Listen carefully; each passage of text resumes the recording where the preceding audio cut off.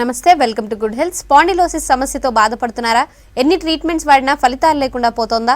Cervical and lumbar spondylosis కు హోమియోపతిలో ఎటువంటి చికిత్సలు అందుబాటులో ఉన్నాయో మనకు తెలియజేయడానికి మనతో పాటు స్టూడియోలో ఉన్నారు homeo care international doctor Mansa గారు. నమస్తే అండి. నమస్తే. సో ఫస్ట్లీ అసలు స్పాండిలోసిస్ అంటే ఏంటి అండ్ దీనికి మెయిన్ కారణాలు ఏంటంటారు? మనకి వెన్నుపూసలో జరిగే డీజనరేటివ్ చేంజెస్ని స్పాండిలోసిస్ అంటాము.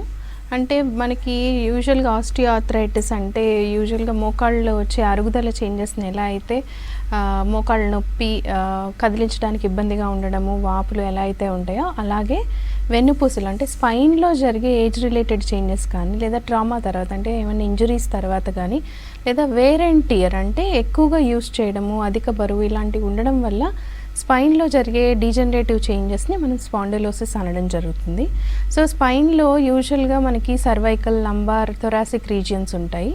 సో ఎక్కడైతే మనకి వెయిట్ ఎక్కువగా బేర్ చేయడము లేకపోతే ఎక్కువగా స్ట్రెయిన్ అయ్యే ఛాన్సెస్ ఉంటాయో ఆ జాయింట్స్లోనే మనకి వర్టిబ్రల్ డిస్క్లు బల్జ్ అవ్వడము లేదా హెర్నియేట్ అవ్వడము, ప్రొలాప్స్ అవ్వడం జరుగుతుంది. దానివల్ల నర్వ్ కంప్రెషన్స్ ఉండి రకరకాల సిమ్టమ్స్ అనేవి నొప్పి, లాగడము, తిమ్మిర్లు, మంటలు ఇలాంటి సిమ్టమ్స్ అన్నీ కనుక అసోసియేట్ అయ్యి ఉంటే అలాంటప్పుడు మనకి ఆ వ్యక్తి స్పాండిలోసిస్తో సఫర్ అవుతున్నారు అనేది చెప్పొచ్చు. ఓకే మ్యామ్, అంటే ఇప్పుడు స్పాండిలోసిస్ అనేది ఈ ఏజ్ వాళ్ళలోనే వస్తుంది, ఇలాంటి ఇంపాక్ట్ ఏమన్నా ఉంటుందా? అండ్ ఒకప్పటికి ఇప్పటికీ ఏమన్నా మార్పులు వచ్చాయంటారు? తప్పకుండా మార్పులు అయితే వచ్చాయండి. అంటే ఈ ఏజింగ్లో జరగాల్సిన చేంజెస్ అనేవి అంటే ఆడవాళ్ళలో వచ్చేటప్పటికి 50-55లో యూజువల్గా డీజనరేటివ్ చేంజెస్ అనేవి స్టార్ట్ అవుతాయి ఫీమేల్లో. అదే మెయిల్లో వచ్చేటప్పటికి 60+లో యూజువల్గా డీజనరేటివ్ చేంజెస్ అనేవి చూస్తూ ఉంటాం. కానీ ఈ రోజుల్లో ఎక్కువగా సెడెంటరీ జాబ్స్ చేయడము, పోస్చర్ సరిగ్గా మెయింటైన్ చేయలేకపోవడము లేదా వెయిట్ ఎక్కువగా ఉండడము, సరైన న్యూట్రిషనల్ సప్లిమెంటేషన్ సరిగ్గా లేకపోవడం, డెఫిషియన్సీస్ వల్ల కానివ్వండి లేదా ఏమైనా ఇంజరీస్ వల్ల కానివ్వండి, అంటే ఎక్కువగా డ్రైవింగ్ చేసేవాళ్ళు 4-వీలర్ కానీ 2-వీలర్ కానీ ఇలాంటి డ్రైవింగ్ చేసేవాళ్ళు యూజువల్గా వెన్నుపూసలో చేంజెస్ అనేవి చాలా ఎర్లీగా ఏజింగ్ చేంజెస్ అనేవి కనిపించడం జరుగుతుంది. సో ఇంతకుముందు పోలిస్తే 55-50స్లో జరిగే చేంజెస్ అనేవి ఇప్పుడు ఎర్లీ 30స్లో, లేట్ 30స్లో, ఎర్లీ 30స్లోనే చాలా మందిలో చూడడం జరుగుతుంది. అంటే నడుము నొప్పి, మెడ నొప్పి, చేతులు లాగడము, కాళ్ళు లాగడము ఇలాంటి సిమ్టమ్స్ అనేవి చిన్న ఏజ్లోనే చూడడం జరుగుతుంది. అండ్ అంటే సర్వైకల్ స్పాండిలోసిస్కి అయితే ఏ ఏరియాలో పెయిన్ అండ్ సిమ్టమ్స్ ఎలా ఉంటాయంటారు? సో మనకి ఇందాక చెప్పినట్టు వెన్నుపూసలో ఉండే వర్టిబ్రేని మనకి డివైడ్ చేయడం జరిగింది. సో మెడ దగ్గర ఉన్న వెన్నుపూసని సర్వైకల్ అని, దాని తర్వాత ఉండే వెన్నుపూసని థొరాసిక్ అని, దాని తర్వాత లోవర్ బ్యాక్ అంటే చివరిగా ఉండే వెన్నుపూస భాగాన్ని లంబార్ అని, దాని తర్వాత కాకిక్స్, సాక్రల్ ఉంటాయి. సో సాధారణంగా సర్వైకల్ రీజన్ అంటే మెడ దగ్గర వెన్నుపూసలో నొప్పి రావడం, మెడ దగ్గర భాగంలో నొప్పి రావడము, ఆ నొప్పి ఎక్కువగా స్ట్రెయిన్ అయినప్పుడు నొప్పి రావడం, తర్వాత రెస్ట్ తీసుకుంటే తగ్గడం ఇలా ఉంది అంటే అది కొంచెం ఇనీషియల్ చేంజెస్ అని చెప్పొచ్చు. లేదా మజిల్ రిలేటెడ్ ఎర్లీ చేంజెస్ ఉంటాయి. అలా కాకుండా రెస్ట్ తీసుకున్నా తగ్గకపోవడము, ఆ మెడ నొప్పితో పాటు వెనక భాగంలో నొప్పితో పాటు ఆ పెయిన్ అనేది చేతులకు ఎక్స్టెండ్ అవ్వడం, అంటే కుడివైపు కానివ్వండి ఎడం వైపు కానీ చేతులకు ఎక్స్టెండ్ అవ్వడం, చేతుల్లో పట్టు సరిగ్గా లేకపోవడం, వెయిట్ లిఫ్ట్ చేసినప్పుడు చేతులు నొప్పి ఇంకా అంటే చేతులు లాగినట్టు ఇంకా నొప్పి రావడం, వేళ్ళ చివరి భాగంలో తిమ్మిర్లు కానీ మంటలు కానీ ఇలాంటివి కనుక ఉన్నట్లయితే అది సర్వైకల్ స్పాండిలోసిస్ అంటాము. సో బాగా తీవ్రంగా సర్వైకల్ స్పాండిలోసిస్ ఉన్న వాళ్ళలో అయితే తల తిరగడం అంటే రీలింగ్ సెన్సేషన్, గిడ్డినెస్ అనేది కూడా ఉంటుంది, వర్టిగో సమస్య కూడా ఉండొచ్చు. అంటే కూర్చుని లేచినప్పుడు కానీ, సడన్గా మెడ కదిలించినప్పుడు కానీ, లేదా పడుకుని లేచినప్పుడు కానీ, లేదా ఏమైనా ట్రావెలింగ్ చేయడం అంటే ఎక్కువసేపు కూర్చుని జర్నీ చేయడం అలాంటివి చేసి వచ్చిన తర్వాత తల తిప్పినట్టు అనిపించడం ఇలాంటి లక్షణాలు అనేవి కనుక ఎక్కువ రోజుల నుంచి ఉన్నట్లయితే తప్పనిసరిగా ఇన్వెస్టిగేషన్స్ చేయించుకుని మనకి ఎంతవరకు చేంజెస్ ఉన్నాయి అంటే ఎంతవరకు ప్రాబ్లం ఉంది అనేది తెలుసుకుంటే దాన్ని బట్టి మెడికేషన్స్ వాడుకుంటే రివర్స్ చేసుకునే ఛాన్సెస్ అనేవి ఎక్కువగా ఉంటాయి. సో సర్వైకల్ స్పాండిలోసిస్ అనేది మనం కొంచెం తక్కువగా చూస్తుంటాము. కానీ మెడ వెనుక భాగంలో వచ్చే నొప్పిని సాధారణంగా మనం ఎక్స్రే ద్వారా కొంతవరకు మనకు తెలుసుకోవచ్చు ఎంతవరకు డ్యామేజ్ ఉంది అనేది. సో ఇంకా తిమ్మిర్లు, మంటలు అవన్నీ ఎక్కువగా ఉన్నట్లయితే యూజువల్గా ఎంఆర్ఐ సజెస్ట్ చేయడం జరుగుతుంది. అండ్ లంబార్ స్పాండిలోసిస్ వచ్చిన వాళ్ళలో సిమ్టమ్స్ ఎలా ఉంటాయంటారు? సో మనం ఇందాక చెప్పినట్టు సర్వైకల్ స్పాండిలోసిస్లో ఎలా అయితే లోకలైజ్డ్ పెయిన్ అంటే మెడ భాగంలో నొప్పి ఎలా అయితే ఉంటుందో, లంబార్ స్పాండిలోసిస్ అంటే వెన్నుపూస చివరి భాగంలో లంబార్ రీజియన్లో నడుము దగ్గర నొప్పి రావడం అనేది జరుగుతుంది. ఇక్కడ ఏంటి అంటే వర్టిబ్రల్ డిస్క్లు అరగడము, అవి ముందుకు జారడము, మనకి దానివల్ల ఏమవుతుంది అంటే నరాల మీద ఒత్తిడి పడడం, అంటే నర్వ్ కంప్రెషన్కి గురవడం. దానివల్ల యూజువల్గా లంబార్ స్పాండిలోసిస్లో నడుము నొప్పితో పాటు కాళ్ళు లాగడం అనేది ఎక్కువగా చూస్తూ ఉంటాం. సో దీన్నే సయాటికా అంటాము.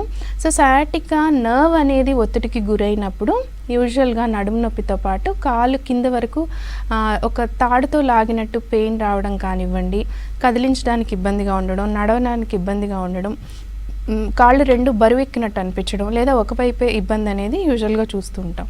సో మనకి ఇనీషియల్గా లోకలైజ్డ్ పెయిన్ అంటే నడుము దగ్గర పెయిన్ మాత్రమే ఉంది అంటే అది మనకి ఇనీషియల్ అని చెప్పొచ్చు. అలా కాకుండా నర్వ్ ఇన్వాల్వ్మెంట్ కనుక ఉన్నట్లయితే ఫస్ట్ ఆ ఇబ్బంది అనేది, ఇప్పుడు హోమియోపతి మెడికేషన్స్ వాడినప్పుడు కూడా మనకి కాళ్ళు లాగడము, సయాటిక్ పెయిన్ అనేది ఫస్ట్ తగ్గుతుంది. దాని తర్వాత నెమ్మదిగా కొన్ని లైఫ్ స్టైల్ చేంజెస్ అవి చేసుకుంటూ కరెక్ట్గా మెడికేషన్ వాడితే లంబార్ స్పాండిలోసిస్ని కూడా మనం తగ్గించుకోవచ్చు.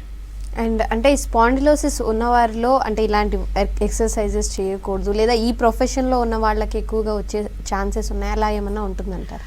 తప్పనిసరిగా ఉంటుందండి. ఇందాక ఎక్కువగా డ్రైవింగ్ చేసేవాళ్ళలో, లేదా సెడెంటరీ జాబ్స్ అంటే కూర్చుని వర్క్ చేసేవాళ్ళు యూజువల్గా పోస్చర్ సరిగ్గా మెయింటైన్ చేయకపోవడం, అంటే ఒంగుని ఎక్కువసేపు మెడ వంచి వర్క్ చేయడం కానివ్వండి, లేదా వెయిట్స్ ఎక్కువ లిఫ్ట్ చేసేవాళ్ళు, లేదా వెయిట్ తగ్గాలన్న ప్రయత్నంలో జిమ్కి వెళ్ళి వెయిట్స్ సడన్గా లిఫ్ట్ చేయడం, అంటే ప్రాపర్ ట్రైనింగ్ అది అంటే ప్రాపర్గా బాడీ ప్రిపేర్ లేనప్పుడు కనుక వెయిట్స్ లిఫ్ట్ చేయడం, లేదా ఫిజికల్ లేబర్ ఎక్కువగా చేసేవాళ్ళు యూజువల్గా ఈ సర్వైకల్ స్పాండిలోసిస్, లంబార్ స్పాండిలోసిస్ అనేది ఎక్కువగా చూస్తూ ఉంటాము. సో అధిక బరువు అనేది కూడా ఈ రోజుల్లో మనం ఒక రీజన్గా చెప్పొచ్చు. ఇంకొకటి విమెన్లో డ్యూరింగ్ ప్రెగ్నెన్సీ వెయిట్ ఎక్కువగా గెయిన్ అవ్వడం, లేదా ఫీటల్ వెయిట్ అనేది యూజువల్గా బేబీ గ్రో అవుతున్నప్పుడు ఆ వెయిట్ అంతా కూడా స్పైన్ మీద పడడం వల్ల ఆడవాళ్ళలో కూడా ఈ లంబార్ స్పాండిలోసిస్ కానీ సయాటికా కంప్లైంట్స్ కానీ ఎక్కువగా చూడడం జరుగుతుంది. సో కొంతవరకు మన పోస్చర్ మెయింటైన్ చేసుకోవడం, కొన్ని ఫిజికల్ యాక్టివిటీస్ చేసుకోవడం, అంటే వెయిట్స్ లిఫ్ట్ చేయడం అవాయిడ్ చేసుకోవాల్సి ఉంటుంది. సో ఇలాంటి జాగ్రత్తలు కనుక మెయింటైన్ చేసుకుంటే ఉన్న ప్రాబ్లమ్ని పెరగకుండా చేసుకోవచ్చు, రాకుండా కూడా జాగ్రత్త తీసుకోవచ్చు. ఓకే మ్యామ్, అంటే ఒకప్పుడుతో పోలిస్తే ఈ మధ్య కాలంలో స్పాండిలోసిస్ వచ్చే కారణాలు కానీ స్పాండిలోసిస్ ఎక్కువగా చూస్తున్నారు, ఎందుకు, దానికి కారణం ఏంటంటారు? లైఫ్ స్టైల్ అనే చెప్పాలండి. అంటే లైఫ్ స్టైల్లో ఏమవుతుంది అంటే ప్రాపర్ స్లీప్ సరిగ్గా లేకపోవడము, లేదా హ్యాబిట్స్ వల్ల, అంటే స్మోకింగ్ ఇలాంటి హ్యాబిట్స్ ఉన్నప్పుడు ఎముకలు త్వరగా వీక్ అవుతాయి.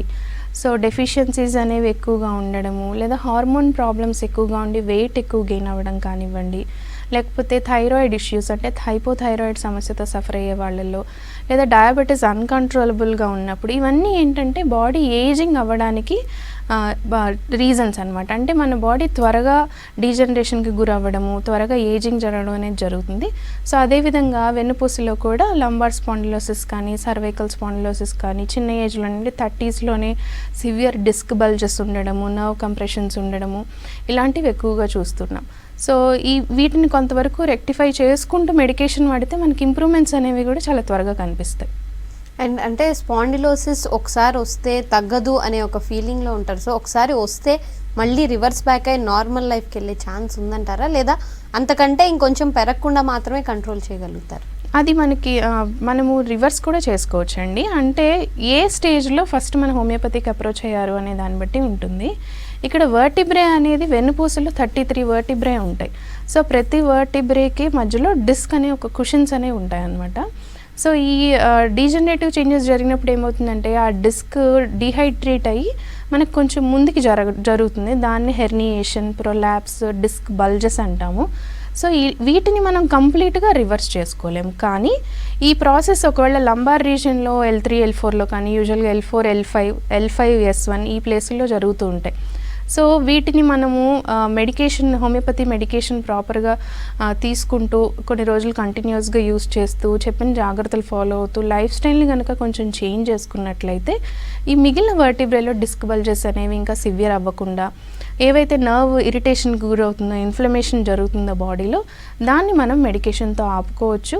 దీనివల్ల ఏమవుతుందంటే సిమ్టమాటిక్గా చాలా రిలీఫ్ అనేది వస్తుంది. అంటే సయాటికా కంప్లైంట్స్ తగ్గడము, నడవడానికి ఇబ్బంది ఇవన్నీ ఉంటాయి కదా, అవి చాలా వరకు బెటర్ అవ్వడము, ఈ నర్వ్ కంప్రెషన్ వల్ల పాదం కంప్లీట్గా స్పర్శ కోల్పోవడం కానీ, మంట కానీ, ఈ న్యూరైటిస్ కంప్లైంట్స్ ఏవైతే ఉంటాయో వాటన్నిటిని మనం రివర్స్ చేసుకోవచ్చు. కానీ ఒకసారి లంబార్ స్పాండిలోసిస్ కానీ సర్వైకల్ స్పాండిలోసిస్తో సఫర్ అయ్యే వాళ్ళు, డిస్క్ బల్జెస్ ఉన్న వాళ్ళు ఏంటి అంటే మనకి ప్రాబ్లం తగ్గింది అని చెప్పి మళ్ళీ నార్మల్ రొటీన్లోకి వెళ్ళిపోవడం, వెయిట్స్ లిఫ్ట్ చేయడం ఇలాంటివి అవాయిడ్ చేసుకోవాలి. సో ఈ డూస్ అండ్ డోంట్స్, కొంచెం కేర్ ఇలాంటివి కనుక మనం మెడికేషన్లో ఉన్నప్పుడు, హోమియోపతి మెడిసిన్స్ వాడుతున్నప్పుడు కానీ ప్రాబ్లం తగ్గిపోయాక కానీ ఫాలో అయితే మనకి తర్వాత ఇబ్బందులు అనేవి లేకుండా మన డే టు డే లైఫ్ని పెయిన్ ఫ్రీగా రన్ చేసుకోవచ్చు. అండ్ ఎక్కువ మందిలో అంటే కామన్గా కనిపించే స్పాండిలోసిస్ ఏదంటారు?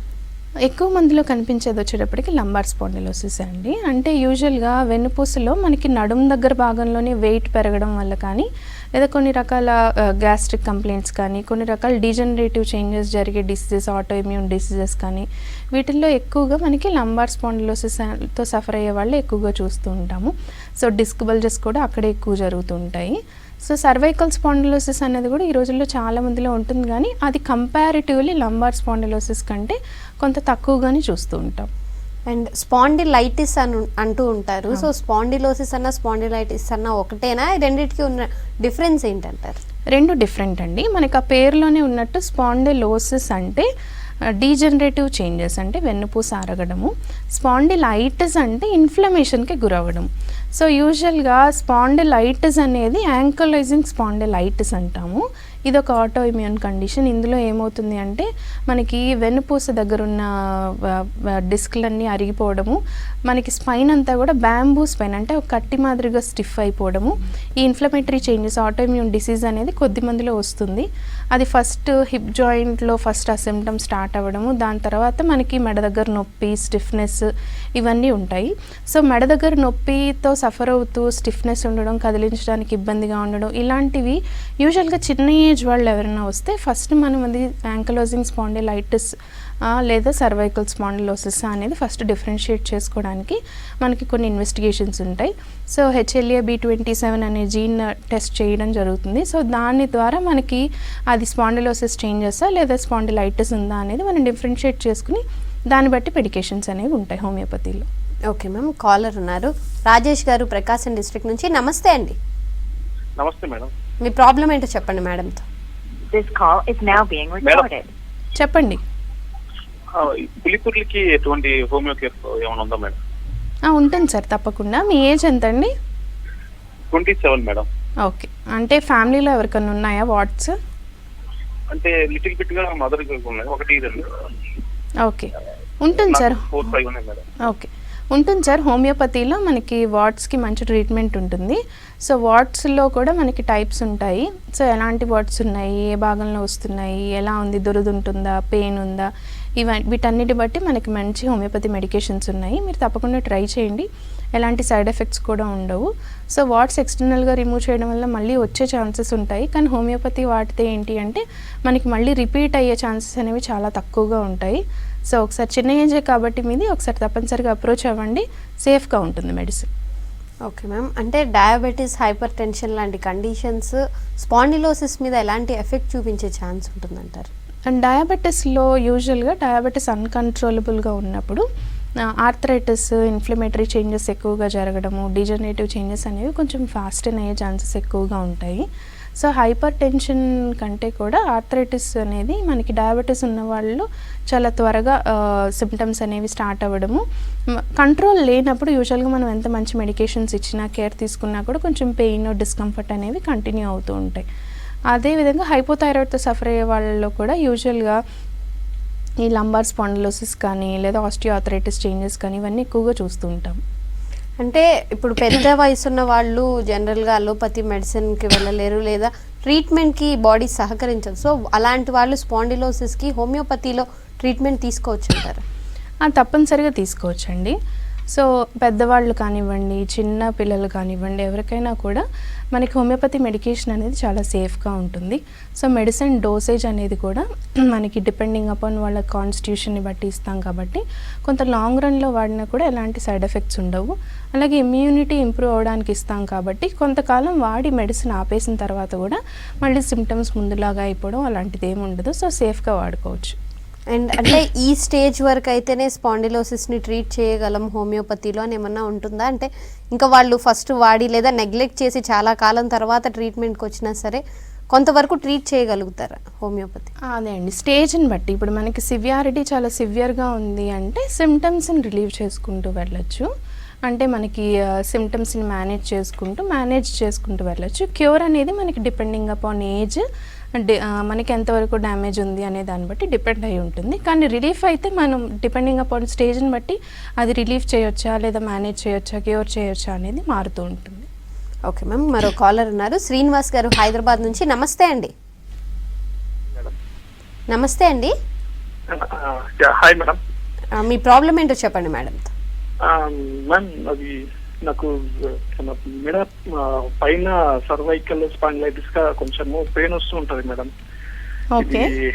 హెడ్ టర్న్ చేసినా గానీ సమ్ టైమ్స్ అది ఒక 1 week 10 days నుంచి అనిపిస్తుంది నాకు. ఓకే. కొంచెం ఇట్లా సమ్ టైమ్స్ ఇట్లా హెడ్ టర్న్ చేస్తే సౌండ్ వస్తుంది. ఓకే. అట్లా అనిపిస్తుంది మేడం. ఎన్నాళ్ళ నుంచి స్పైన్ ప్రాబ్లం అయితే కనిపిస్తలేదు కానీ సర్వైకల్ స్పాండిలైటిస్ అని నాకు అట్లా డౌట్ అనిపిస్తుంది. ఓకే. ఎన్ని రోజుల నుంచి ఉంది సార్ ఈ డిస్కంఫర్ట్? ఒక 2 weeks అవుతుంది మేడం. ఈ మధ్యలో అంటే కొంచెం ఫ్రీక్వెంట్ గా వచ్చినట్టు అనిపిస్తుంది కానీ మరి ఎక్కువ పెయిన్ఫుల్ గా అయితే అనిపించట్లేదు. పడుకుని అంటే నెక్స్ట్ డే మార్నింగ్ కల్లా నాకు రిలీఫ్ అయిపోతుంది. ఓకే. నేను ఎక్కువ సిట్టింగ్ పోస్చర్ చైర్ లో కూర్చొని వర్క్ చేస్తాను. ఓకే. మీ ఏజ్ ఎంత అండి? నాకు 41 మేడం. ఓకే. యూజువల్గా డెఫిషియన్సీ ఉండొచ్చు సార్. ఒక 2 weeks నుంచే ప్రాబ్లం ఉందంటున్నారు కాబట్టి చిన్న చిన్న ఎక్సర్సైజ్ ఉంటాయి. నెక్ ఫార్వర్డ్ బెండింగ్ కానీ backward bending, shoulder rotation exercises ఉంటాయి. ఇవి చిన్నవి ఫాలో అవ్వండి ఎవ్రీడే. దీనివల్ల ఏమైనా స్టిఫ్నెస్, డిస్కంఫర్ట్ ఉంటే రిలీఫ్ వస్తుంది. అలాగే పిల్లో తీసేసి పడుకొని ట్రై చేసి చూడండి. అండ్ విటమిన్ డి ఏమన్నా తక్కువగా ఉందేమో ఒకసారి టెస్ట్ చేయించి, తక్కువగా ఉంటే దానికి సప్లిమెంట్ యూస్ చేయండి. అయినా కూడా మీకు పెయిన్ ఉంటుంది, చెయ్యి లాగడము, బరువు అనిపించడం ఇట్లాంటివి ఏమన్నా ఉంటే మాత్రం ఒకసారి ఎక్స్రే సర్వైకల్ రీజన్ నెక్ దగ్గర ఎక్స్రే చేయించండి.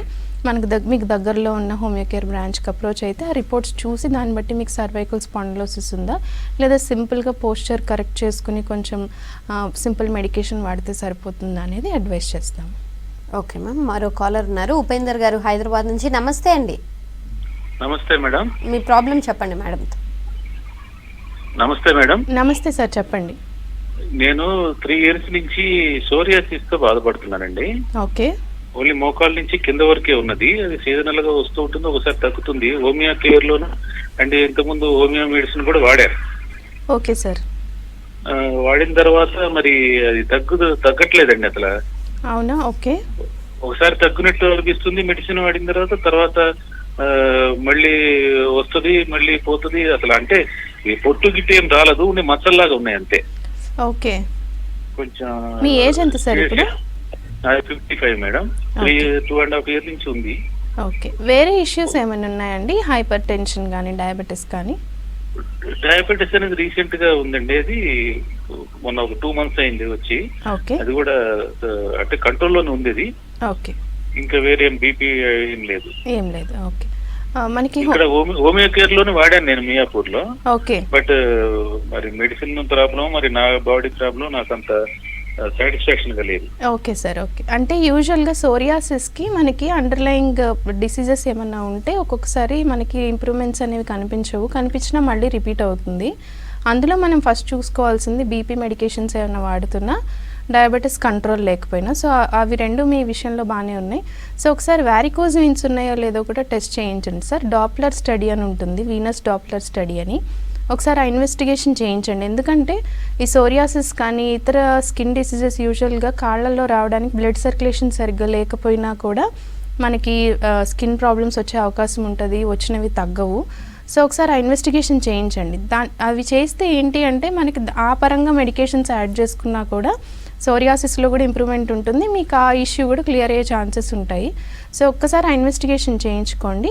Venus doppler study lower limbs అని ఉంటుంది, అది చేయించండి. దాన్ని బట్టి మనకి ఇంకా మెడిసిన్లో చేంజెస్ చేసుకుని మీరు కంటిన్యూ చేసుకోవచ్చు. ఓకే మ్యామ్, అంటే స్పాండిలోసిస్లో ట్రీట్మెంట్ తీసుకుంటున్న టైంలో ఎటువంటి జాగ్రత్తలు తీసుకుంటే త్వరగా ట్రీట్మెంట్ ఎఫెక్టివ్గా ఉండే ఛాన్స్ ఉంటుందంట? మనకి రీజన్ని కరెక్ట్ చేసుకోవాలి ఉంటుందండి. అంటే యూజువల్గా స్పాండిలోసిస్ ప్రాబ్లమ్స్ దేనివల్ల వస్తాయి? వెయిట్ ఎక్కువగా ఉండడం కానీ, లేదా పోస్చర్ మెయింటైన్ చేసుకోలేకపోవడం కానీ, లేదా డెఫిషియన్సీస్ ఉండడం కానీ ఇవి ఉన్నట్లయితే మనం మెడికేషన్ వాడుతున్నప్పుడు వీటికి రిలేటెడ్గా జాగ్రత్తలు తీసుకోవడం, అంటే పోస్చర్ కరెక్ట్ చేసుకోవడం, అంటే కూర్చుని వర్క్ చేసే వాళ్ళు యూజువల్గా డెస్క్ టాప్ చేసే వాళ్ళు పోస్చర్ని కరెక్ట్ చేసుకోవడం, అంటే స్ట్రైట్గా కూర్చోవడము, షోల్డర్ ఎక్సర్సైజెస్ కానీ నెక్ ఎక్సర్సైజెస్ కానీ ఫాలో అవ్వడము, అండ్ డెఫిషియన్సీస్ ఉంటే వాటిని క్లియర్ చేసుకోవడము, వెయిట్స్ ఎత్తకూడదు, అండ్ డ్రైవింగ్ 2-వీలర్ డ్రైవింగ్ కానీ 4-వీలర్ డ్రైవింగ్ కానీ ఇలాంటివి ఏమన్నా కంటిన్యూస్గా చేసే ఉంటే వాటిని వీలైనంత వరకు తగ్గించుకోవడం లేదా అవాయిడ్ చేసుకోవడం, ఇలాంటి జాగ్రత్తలు తీసుకుంటూ మెడికేషన్ వాడితే మనకు కొంచెం సిమ్టమ్స్ అనేవి కూడా కొంచెం త్వరగా తగ్గి మనకి ఎక్కువ త్వరగా క్యూర్ అయ్యే ఛాన్సెస్ ఉంటాయి. ఓకే మ్యామ్, మరో కాలర్ ఉన్నారు, వెంకటేష్ గారు లింగంపల్లి నుంచి. నమస్తే అండి. నమస్తే మేడం.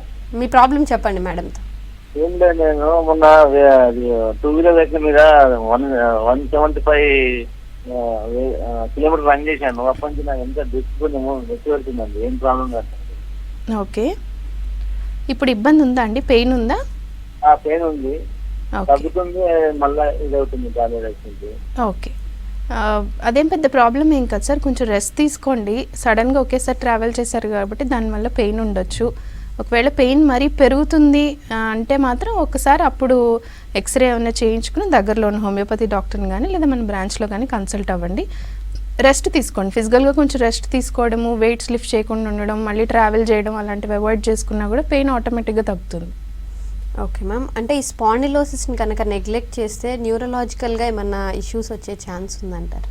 తప్పకుండా ఉంటాయండి. ఈ స్పాండిలోసిస్లో డిస్క్ బల్జెస్ ఉన్నప్పుడు నర్వ్ మీద కంప్రెషన్ పడుతుంది కాబట్టి నర్వ్ యాక్షన్ అనేది డిస్టర్బ్ అవుతుంది. అంటే ఇప్పుడు సర్వైకల్ స్పాండిలోసిస్తో సఫర్ అవుతున్న వాళ్ళకి యూజువల్గా చేతులు లాగడం కానీ అవన్నీ ఉంటాయి కదా.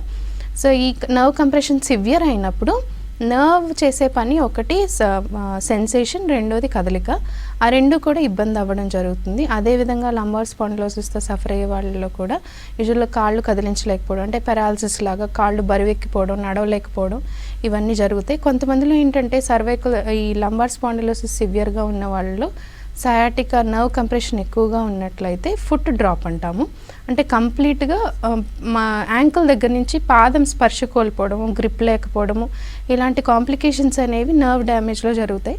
సో అంతవరకు వెళ్లకుండా మనం కొంచెం జాగ్రత్తలు తీసుకుని మెడికేషన్ ప్రాపర్గా హోమియోపతి మెడికేషన్ వాడితే సేఫ్గా ప్రాబ్లమ్ని తగ్గించుకోవచ్చు, ఈ కాంప్లికేషన్స్ని అవాయిడ్ చేసుకోవచ్చు. అండ్ అంటే స్పాండిలోసిస్ వచ్చిన వాళ్ళల్లో ఎలాంటి, అంటే మనం రెగ్యులర్గా చేసే డైలీ యాక్టివిటీస్ ఏమేమి అవాయిడ్ చేయాలంటారు? వెయిట్స్ లిఫ్ట్ చేయడం అండి, ఫస్ట్ బరువు ఎక్కువగా ఎత్తడం కానీ, కంటిన్యూస్గా కూర్చోవడం కానీ, అసలు కదలకుండా కూర్చోవడము, అంటే ఫిజికల్ యాక్టివిటీ ఏం చేయకుండా ఉండడము, ఇవి అవాయిడ్ చేసుకోవాల్సి ఉంటుంది. అండ్ స్లీపింగ్ పోస్చర్ సర్వైకల్ స్పాండిలోసిస్లో కానీ లంబార్ స్పాండిలోసిస్లో కానీ స్లీపింగ్ పోస్చర్ని కరెక్ట్ చేసుకోవాల్సి ఉంటుంది. అంటే కొంతమంది ఎక్కువ డబల్ పిల్లోస్ వేసుకుని పడుకోవడము లేదా బోర్లా పడుకోవడము, ఇలా ఉండే వాళ్ళలో కంపల్సరీ పెయిన్స్ అనేవి, ఈ స్పాండిలోసిస్ కంప్లైంట్స్ అనేవి ఇంకా ఎక్కువగా ఫాస్ట్గా డ్యామేజ్ అయ్యే ఛాన్సెస్ ఉంటాయి కాబట్టి వీటిని రెక్టిఫై చేసుకోవాలి. వీటితో పాటు యాక్టివ్గా ఉండడము, అంటే మోడరేట్ ఏజ్ని బట్టి mild to moderate physical activity like walking చేయడము, ఇలాంటివి ఫాలో అయితే వీలైనంత వరకు మనం ఈ పెయిన్, స్టిఫ్నెస్ అనేవి చాలా వరకు తగ్గించుకోవచ్చు. అండ్ అంటే స్పాండిలోసిస్కి ఇంతకాలం ట్రీట్మెంట్ వాడితే ఇంకా కంప్లీట్గా రివర్స్ అవుతుంది, అలాంటిది ఏమన్నా ఉంటుందంటారు? అది డిపెండింగ్ అపాన్ ఏ స్టేజ్లో వచ్చారు, ఎంత సివియర్ డిస్క్ బల్జెస్ ఉన్నాయి, నర్వ్ ఇన్వాల్వ్మెంట్ ఎంతవరకు ఉంది, న్యూరాలజియాస్ ఎంతవరకు ఉన్నాయి, ఏమైనా నమ్నెస్ ఉందా, వీటిని బట్టి మనకి డిపెండ్ అయి ఉంటుందండి. హోమియోపతిలో కూడా ఏంటి అంటే మనం సింపుల్గా పెయిన్ మేనేజ్ చేసుకోవడానికి మెడికేషన్స్లా కాకుండా మనం లోపల నుంచి నర్వ్ మీద కంప్రెషన్ తగ్గించుకుని ఇన్ఫ్లమేషన్ తగ్గించుకోవడానికి మెడికేషన్స్ ఇస్తాం కాబట్టి మనకి సిమ్టమ్స్ నెమ్మదిగా తగ్గినా కూడా మనకి ఎన్ని రోజులు వాడాలి అనేది సివియారిటీని బట్టి, వాళ్ళకున్న డిసీజెస్ని బట్టి, లేకపోతే థైరాయిడ్ కంట్రోల్ లేకపోతే దానికి మెడికేషన్స్ కరెక్ట్ చేసుకోవాల్సి ఉంటుంది, ఏ ఏజ్ వాళ్ళు ఉన్నారు దాన్ని బట్టి మనకి డ్యూరేషన్ అనేది పర్సన్ టు పర్సన్ తప్పనిసరిగా మారుతుంది. కొంతమందికి తక్కువ డ్యూరేషన్లోనే తగ్గిపోవచ్చు, కొంతమందికి కొంచెం ఎక్కువ టైం పట్టచ్చు. అండ్ అంటే స్పాండిలోసిస్లో డైట్ ఏమన్నా ఇంపాక్ట్ చూపించే ఛాన్స్ ఉంటుందంటారా? అండ్ అంటే పెయిన్ ఎగ్జాజరేట్ అవ్వడం కానీ ఇలాంటి కండిషన్స్ ఏమన్నా ఉంటాయంటారు? ఉంటాయండి. అంటే ఇప్పుడు కొంతమందికి ఇన్ఫ్లమేషన్ని కలిగించే ఫుడ్ అనేది ఉంటుంది వాళ్ళ డైట్లో. అంటే మెయిన్గా హ్యాబిట్స్ని అవాయిడ్ చేసుకోవాలి, లైక్ స్మోకింగ్, ఆల్కహాల్ లాంటివి ఉన్నప్పుడు వాటిని అవాయిడ్ చేసుకోవాలి. ఇంకా డైట్ విషయానికి వస్తే యూరిక్ యాసిడ్ లెవెల్స్ ఒకవేళ హైగా ఉంటే, ఆల్రెడీ వాళ్ళకి గౌటీ ఆర్థరైటిస్ కానీ యూరిక్ యాసిడ్ లెవెల్స్ హైగా ఉన్నట్లయితే ప్రోటీన్ డైట్ని, నాన్ వెజ్ని అవాయిడ్ చేసుకోవాల్సి ఉంటుంది. ఇలా ఇన్ఫ్లమేషన్ని కలిగించే డైట్ అంటే జంక్ ఫుడ్ కానీ, ఎక్సెస్ షుగర్స్ కానీ, సాల్ట్స్ కానీ, వీటిని వీలైనంత వరకు అవాయిడ్ చేసుకున్నా, తగ్గించుకున్నా కూడా బాడీలో జరిగే ఇన్ఫ్లమేషన్, మజిల్ స్టిఫ్నెస్ చాలా వరకు తగ్గుతాయి. సో అది డిపెండింగ్ అపాన్ వాళ్ళ మెడికల్ కండిషన్ని బట్టి కూడా కొంతమందికి డైట్ పర్టికులర్గా గైడ్ చేయడం జరుగుతుంది, కొంతమంది లిబరల్గా ఏమైనా తీసుకోవచ్చు. అది పర్సన్ని బట్టి కూడా కొంతవరకు మన డైట్ అనేది మారుతుంది. Right, thank you so much Manasa garu. Thank ఇది you. వాళ్ళ good health. Stay tune to V6 news.